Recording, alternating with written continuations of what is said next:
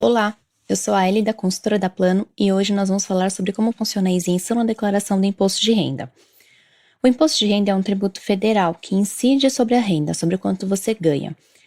E também acompanha a evolução patrimonial, sobre casa, carros, entre outros bens.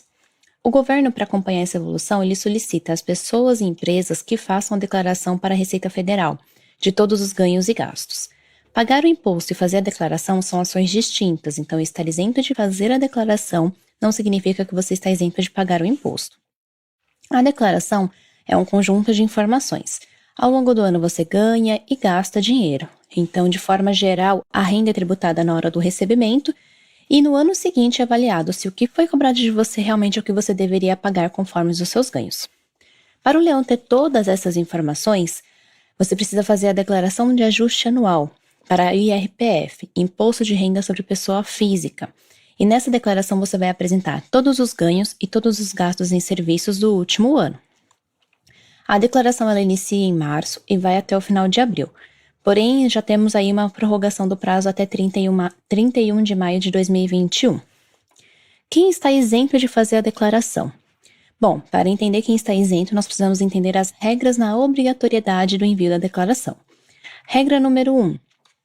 Contribuinte pessoa física residente no Brasil que recebeu, no ano calendário de 2020, rendimentos tributáveis sujeitos à declaração no valor acima de R$ 28.559,70. De forma simplificada, rendimentos tributáveis são aqueles que você recebeu ao longo do ano e tiveram desconto com imposto de renda.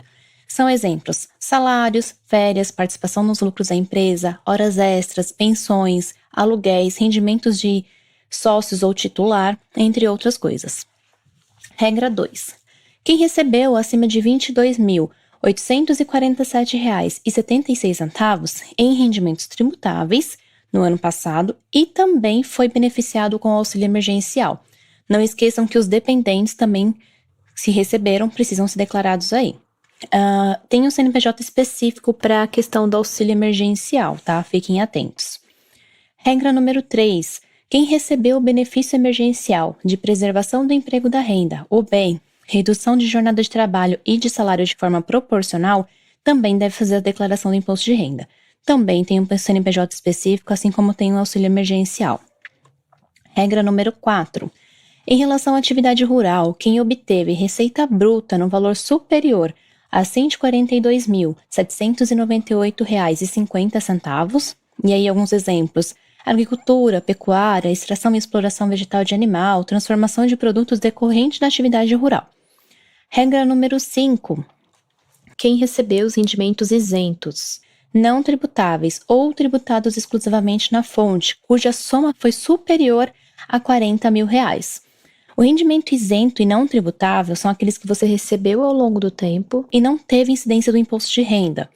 E já os tributados exclusivamente na fonte são aqueles que tiveram desconto antes mesmo de você receber o valor, com uma tributação exclusiva.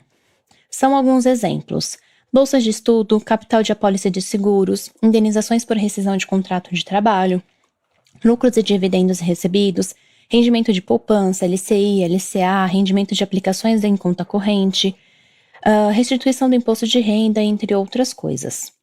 Regra número 6.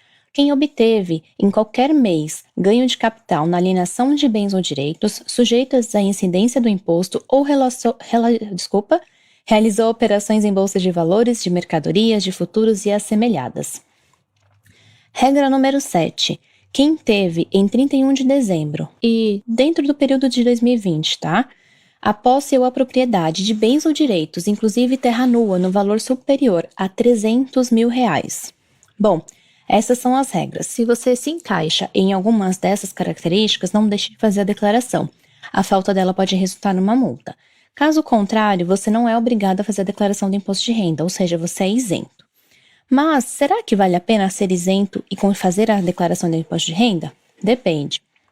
Quem não é obrigado a fazer a declaração, mas teve algum tipo de incidência do imposto durante o último ano, como férias, 13º, por exemplo, pode fazer a declaração e receber um percentual do total descontado dos impostos. Mas vale lembrar que se você é dependente da declaração de outra pessoa, você não pode entregar uma declaração própria.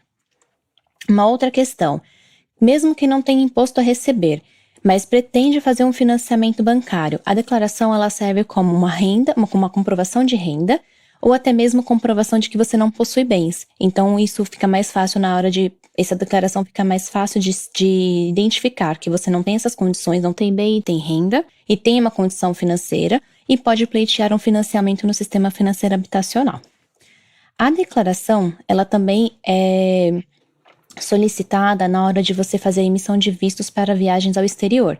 Então, no caso dos Estados Unidos, por exemplo, você pode ser solicitada essa declaração. Então, a declaração ela vai servir para quê? Vai ser um documento que vai demonstrar a condição financeira de você como viajante, de custear a viagem e também seus vínculos no país onde você vive. Uma outra vantagem para o contribuinte que é desobrigado à entrega e que pode enviar a declaração a qualquer momento é a questão de poder fazer esse envio mesmo depois do prazo final em até 5 anos desse prazo final e sem pagamento de multa. Bom, ficou com dúvidas? Manda mensagem pra gente no direct, acessa o nosso site e até mais.